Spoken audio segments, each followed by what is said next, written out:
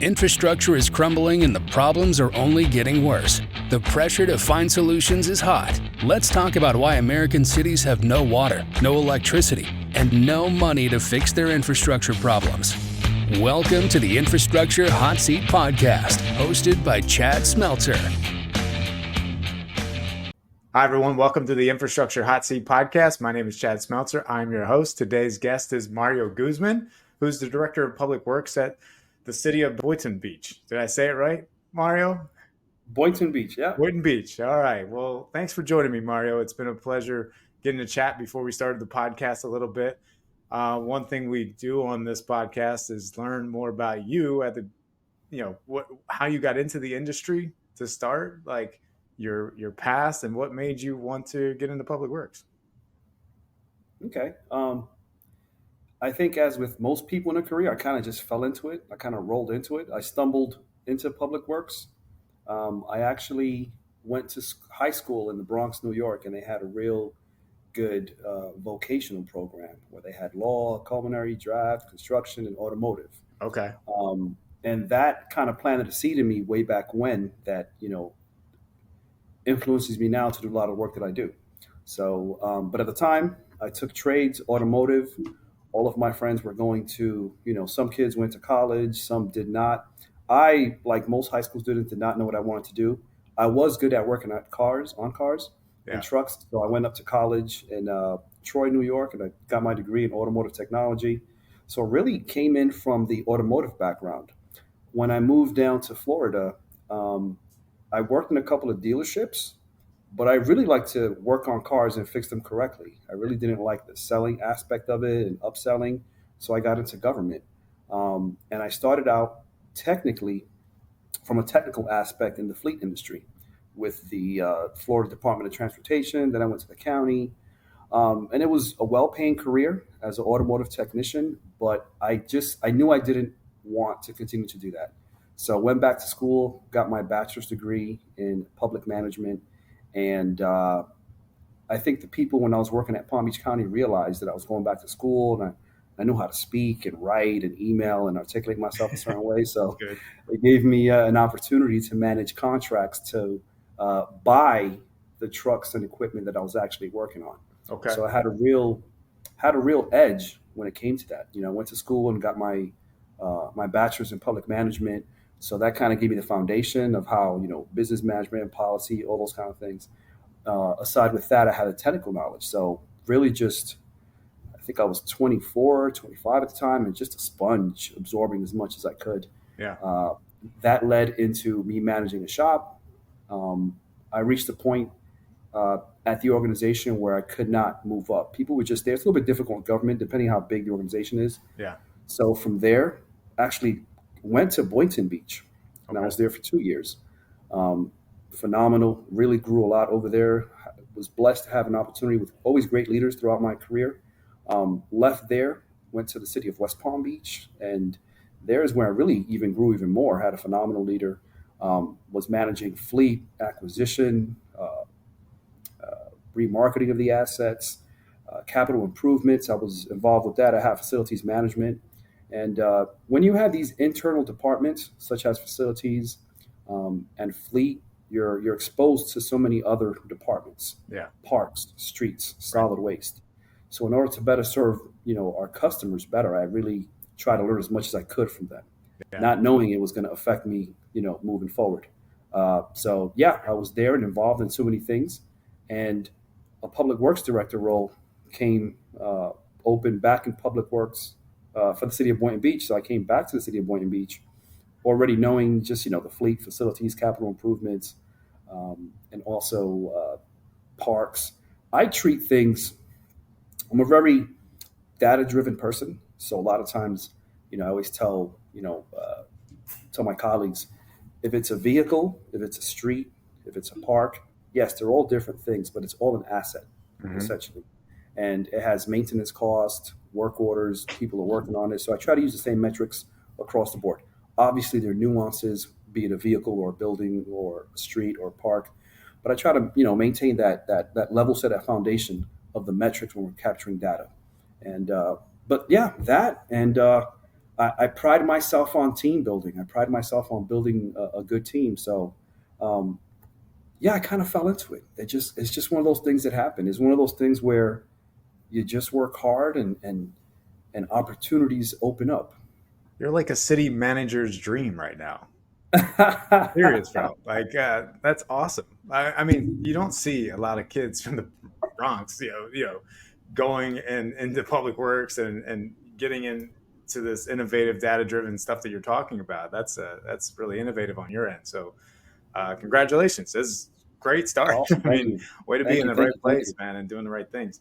So, and did you have a mentor that like guided you in this process when you were at Boynton Beach prior in fleet management? It looked like did someone help guide you through this process? Because it's not easy, I'm sure. Yeah, as I said, I was very fortunate. I like to say the mentorship started in high school. I had like a Okay. militant automotive teacher. I mean, Okay. he was rough on us. I mean, he was, we were, if we uh, did not go to class, we had to call him and call out. So here I am, a 15-year-old, calling him saying I'm not going to be in school today. Yeah. You know, which was horrible. No one else did that. But of course, think about the lesson he was giving us at the time. Yeah. So I left that, and then I went to. So I was always working in repair shops in New York City. Um, so I've always like I pride myself on that blue collar work ethic. You know Yeah. what I mean? Just kind of thick skin. So that really kind of groomed me along the way. Um, College too, I had a real just strong, hard nosed teacher. So I kind of got accustomed to that. Um, and in the county as well, I had a great mentor that was, he always wanted to show me, but he gave me a real hard time if I didn't give all the information for him to make a right decision. He was like, "Hey, you got to give me the right information so I can make a right decision." I wasn't allowed to say I don't know, or I'll think Yeah. about it, or it should be. And Yeah. it's funny because now I tell my team, I'm like, "What do you mean you think about it? Is it yes or no, or what do you mean should?" Um, Yeah. because we have to make these decisions sometimes, and I can't base it on what you're feeling. It has to be factual, it has to be data. Yeah. So yeah, I really just been fortunate, and um, even if I had some leaders that or managers that maybe didn't have the best leadership skills, and I learned from that as well because I Yeah. saw how detrimental that was. Ooh. So always, I guess, I always felt like I was riding a bench, and I was like, man, put me in, coach. When I get a shot, like I'll never do that kind of thing. So, Yeah. and then when I got that opportunity, I just capitalized it and maximized on it. And so, yeah, absolutely. I was very fortunate to have a lot of leaders. Had a phenomenal leader in the city of West Palm Beach that was just making things happen, and without a doubt, she really helped me just kind of add that level of sophistication of, hey, explain things, be more persuasive. Because I came from the blue collar background of, hey, we're doing it this way, we're getting it done, and Yeah. I always say it's a total wrong approach. Just kind of. You're a problem solver, and you are in a place that's not too quick to adopt to new technologies or ideas, bro. So it's really Yeah. interesting to hear you say this because I'm like that had to be hard because I'm similar. The way I think is like everything should be efficient. Like that's innovative, like efficiency, right? And make things more efficient. So where you were just saying about working in fleet management and like I'm sure a lot of the paper processes and things that were in place, you were probably thinking about how to fix these things and make them more, you know, productive. Let's put it that way. Yeah, Is that absolutely, am absolutely. I on And I the right think once track you with that start, one? Just curious. yeah, no, without a doubt. And then once you start moving up in organizations, you start realizing that the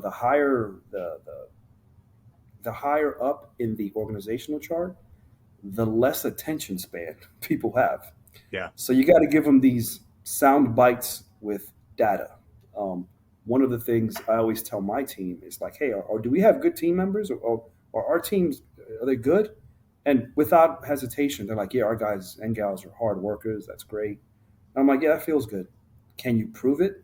Yeah. Can you give me some metrics? Can you give me some things? And it kind of, it puzzles them. And I'm like, this is the world that we have to live in. You have to be able to a certain extent, toot your own horn and show these metrics and how not just show the metrics because there right now, there's data for everything, but what does that data mean as far as dollars and cents? How does Yeah. that correlate to like an elected official or the executive team in the city management's office? I want to give them sound bites, not too much, not too little, but just enough to give them some quick wins. Yeah. I want to go back a little bit to when you were a kid and in Brooklyn, and you had this teacher, automotive teacher, right? Is Mhm. that you were working with?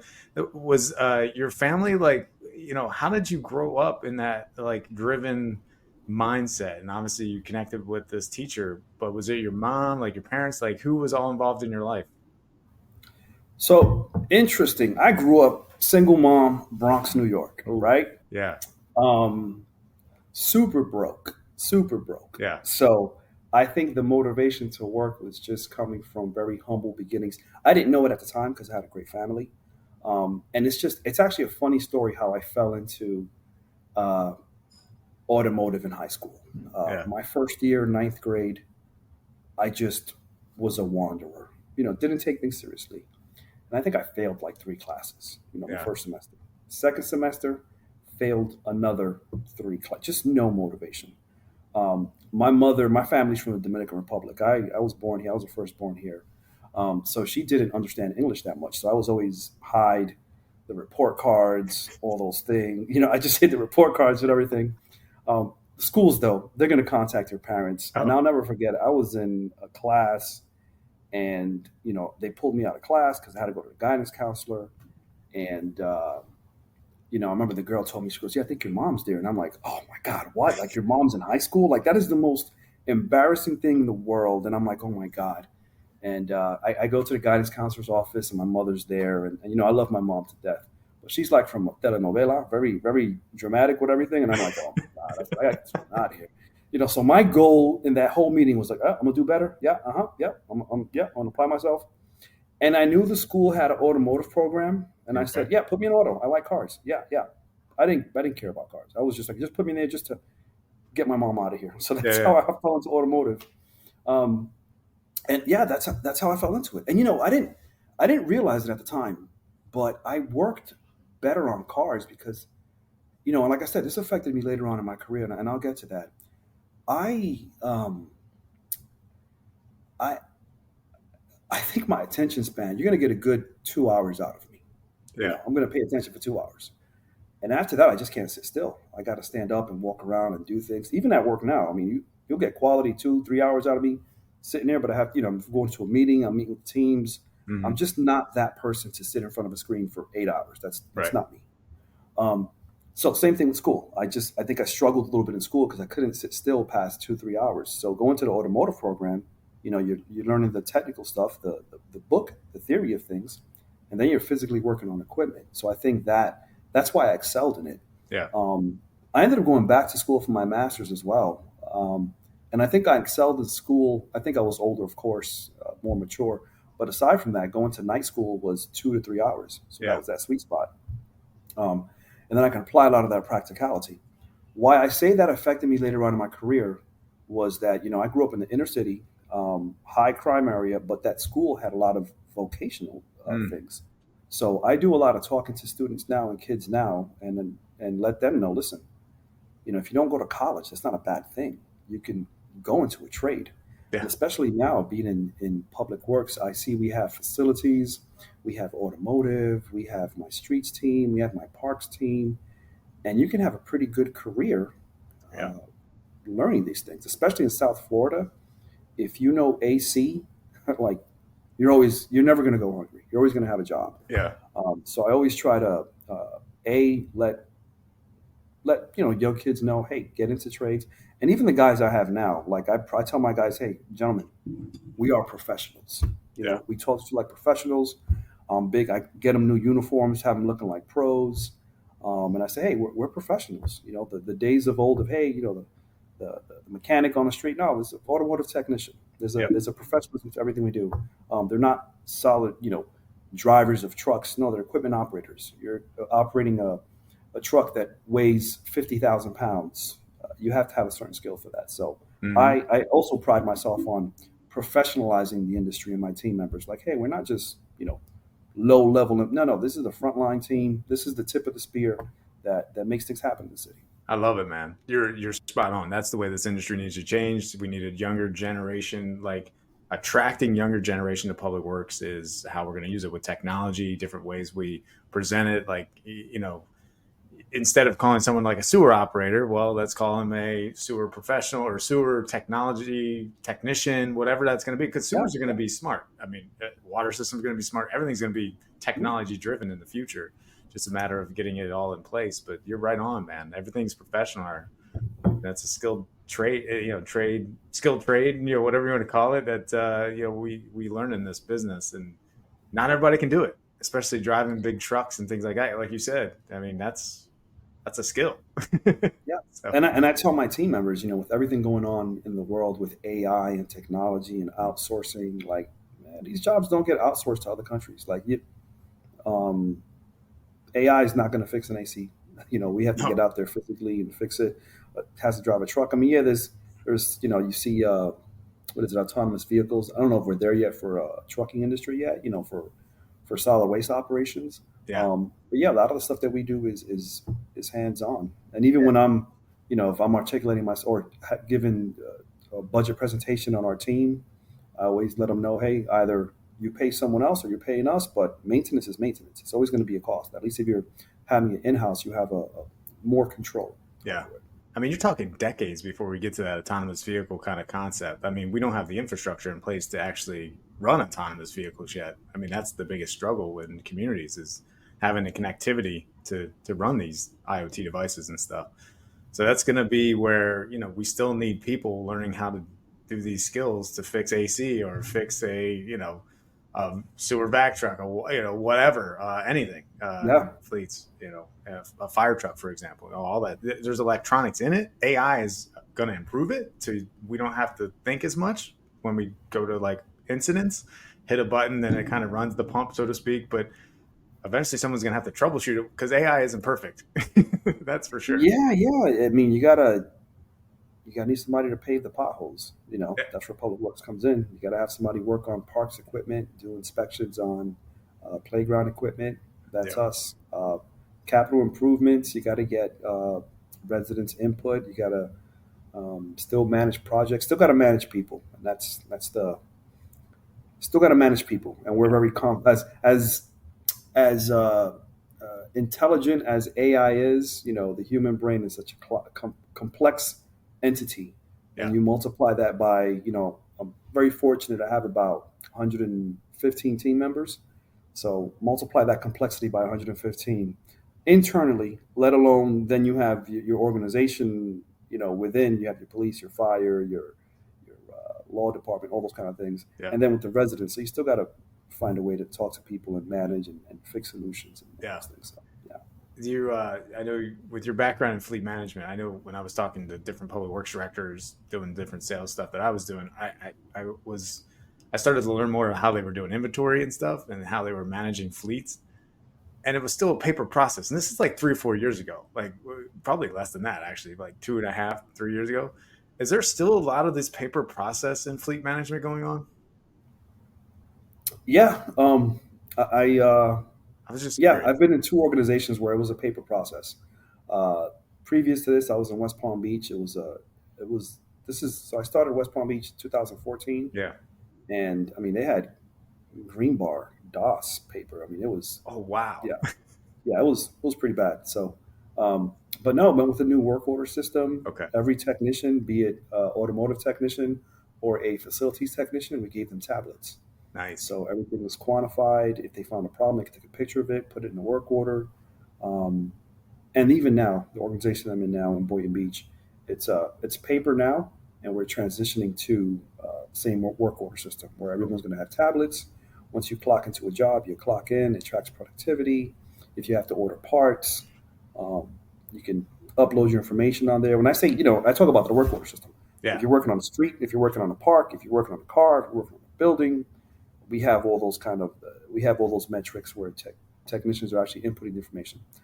I joke and I say, if I hit the lotto and I leave, I don't want to be in an organization where one person has institutional knowledge of everything. Ooh, there you go. Where I've seen people use that as like a power source. A Hey, weapon. I have all the info. Yes.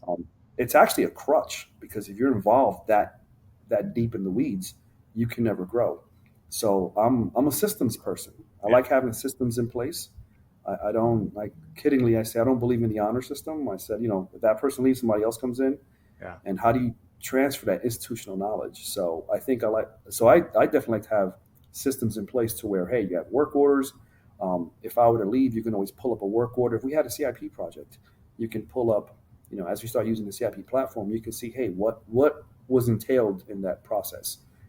How were the stakeholder meetings? Who signed off on it? What permits were pulled? Pictures before and after, just to have that repository of information. Yeah. So that's the goal. That's what we're trying to get to. Yeah, no, that's awesome. You're an innovative director, which is, we need more of the guys like that, because you hit the nail on the head with the IP. I talked to, 10, 12 years ago when I was just getting into sales and meeting these directors and stuff back in the day. They were like, man, they need me. And, I talked to somebody, they're like, they need me. And I'm like, why do they need you? Because I know where everything's at. That's what they used to say. And I'm like, oh crap, that's right. Like everywhere the water shutoffs are, things like that. And I'm like, man, you do kind of like own everything, the IP of everything within the city with all the assets, man. That's a big leverage you can have on a city, and use it, in certain ways, good or bad, I guess is the way to look at it. But they were kind of weaponizing it, and I didn't mean to say it like that, but that's kind of the way it felt. It was like, Oh, absolutely. And I don't think so. I think it's an ego pattern. yeah, like It makes me feel important. It makes me, people need me. I know where everything is at. I know this. I know that. I know, the yeah, eyes.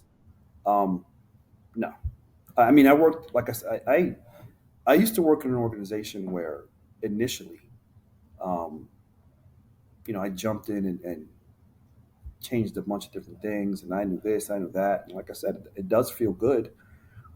It does pad the ego because, hey, you're solving so many things. But when I looked around, no one can make a decision without talking to me, hmm, and it was like, okay, this is not a good thing. that's not You good. know, you go on vacation, people are calling me, Hmm. and then it was just, all right, this is bad. And I think it burned out where I was just like, man, I don't have a regular life. Yeah, If you were to ask me, hey Mario, how's things at work? I can talk for 45 minutes of all the changes that I made and everything. yeah, Um, and then I remember, I'll never forget, a buddy of mine was like, "Oh, cool, cool. What are you doing though? What are you doing for fun?" And I'm like, "Have a Netflix account." You know what I mean? And I'm like, "Okay, this has to change a little bit." Um, yeah, so yeah, I definitely, I've always said I've been in management for about 20 years, executive management for a while. yeah, Now, say 15 years. I've been in leadership for about 7 years, and that's getting everyone involved. That's getting the team involved. Trying to train my replacement for things.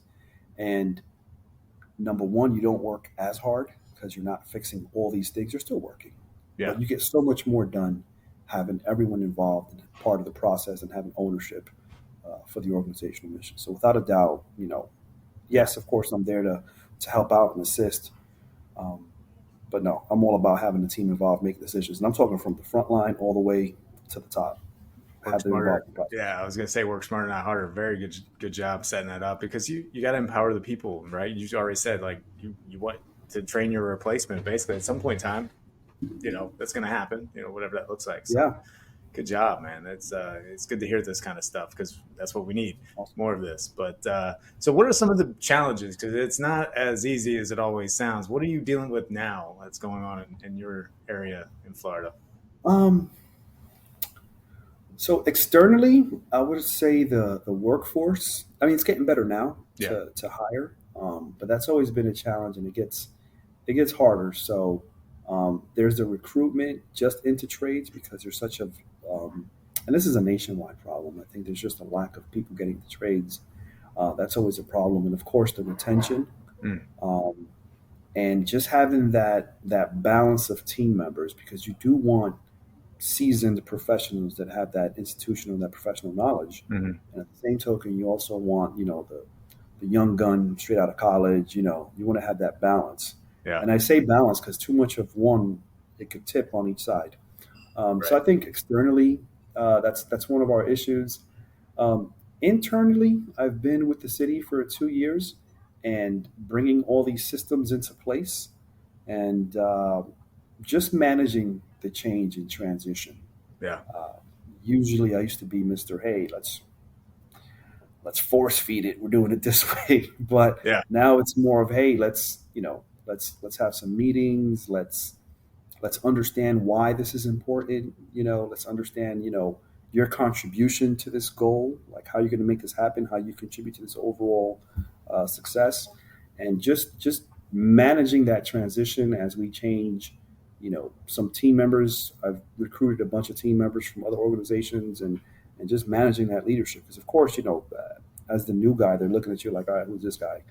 But just Yeah. trying to manage that and say, hey, listen, I'm here to support you guys. I work for you guys, but it's been phenomenal. It's good to see. I always tell people, 6 months into the job, I saw progress already, significant progress. Yeah. And then 6 months after that, you're seeing more progress. And some of the things that you struggled with, 6 months ago, you start to see the fruits of your labor kind of come to fruition now. I absolutely love, certain team members that worked a certain way. Yeah. You had some just kind of head down, did their job, very, very conservative. And I kind of just, took the cuffs off and go, man, go do your thing. You got this. Yeah. It's really been a beautiful thing seeing people just progress and just grow within their own right. So you've developed a lot in your leadership skills. It sounded like over the years, just from what you're saying, leadership is not something you learn. It takes time to get the experience of working with other people to understand how to help them help themselves, so to speak. If that makes any kind of sense. What kind of, how did you just started talking to people and absorbing that of how to better communicate, or where did you start developing this leadership skill? Um, I'm Good sure it question. wasn't easy, bro. Yeah, I think obviously I learned the most from making mistakes. Yeah. So a lot of mistakes at the time.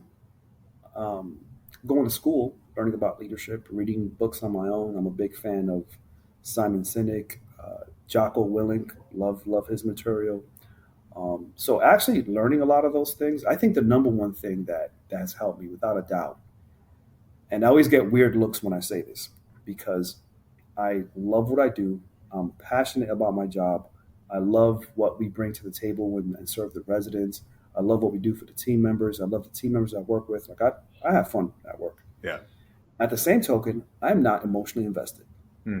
Okay. So kind of a dichotomy Yeah. because it's kind of opposing forces. But you know, I used to I used to think, hey, if you care about something, you have to put your heart in it and passionate. But I started to realize that kind of it alters your way of thinking. You're Mm. not thinking that. Now you're drawing bullseyes over arrows instead of hey having a clean mind and having a sound mind to make the best decisions. And ultimately, I love creating an environment where people can freely disagree with me. Mm. And I'm like, okay, cool. You know what? That's a great idea. Let's roll with that one. Love it. Going back to what I said earlier, I don't want to be the guy having all the ideas, but inherently, I have a position where I'm a director, so there is a positional influence. Okay, he's the boss. I don't want to disagree.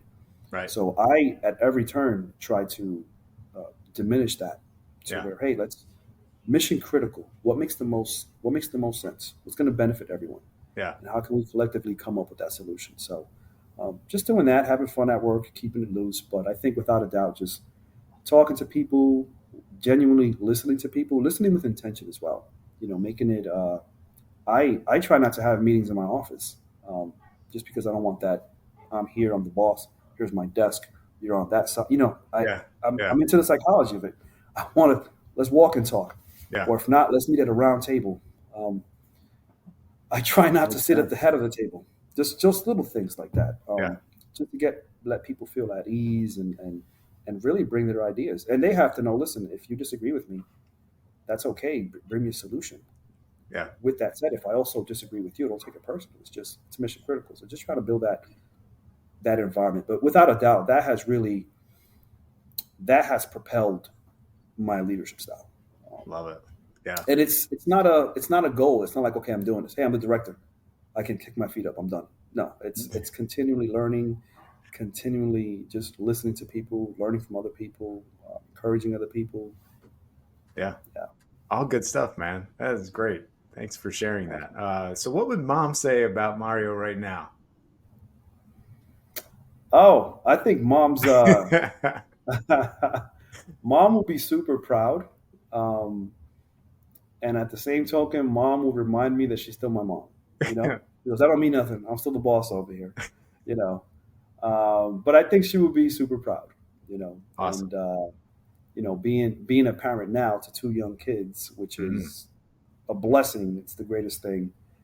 And you see how hard that work is, and like, oh my God, you know, I'm very fortunate to have the resources to do all these things between my wife and I for our children. Yeah. And I have the utmost respect for my mom, what she did, how she raised me, and I have three sisters. You know, Bronx, New York, single mom. I'm like, Mom, I don't know how you did it. You're a soldier. So, yeah, Awesome, man. That's fantastic. You're a role model for everyone, you know, in this industry, and you're doing great things. It sounds like in Florida, Boynton Beach, and yeah. Thank you so much for your public service and stuff, man. It's been great, and you're awesome, man. It's my pleasure. My pleasure. yeah, I enjoy it. it's been awesome. So, how can people get a hold of you? We're at the end of the podcast. What's the best way to reach out if they want to get a hold of you? Don't give your cell phone number out, even though it's probably on the internet, that kind of thing. I try to do a good job scrubbing information. Oh, okay, good. I think best bet, reach me through LinkedIn, Mario F. Guzman, Boynton Beach. Okay. I try to remain active there and post things to help other people. I also look at what other people are doing. I try to connect with other people in different industries. Yeah. I always tell people I have a bunch of blind spots, and I need help. People to watch my blind spots. Bro. Yeah, blind spots. Talk about your blind spots. That's an important thing to understand. So, you and I should definitely sync up and do some more. I know it's asset management's in your background. You like talk about that stuff, and there's a bunch of other things. So, I look forward to the next time you and I meet. Absolutely. All right, Mario. Thanks a lot. All right, man. Been a pleasure. Thank you. Great day.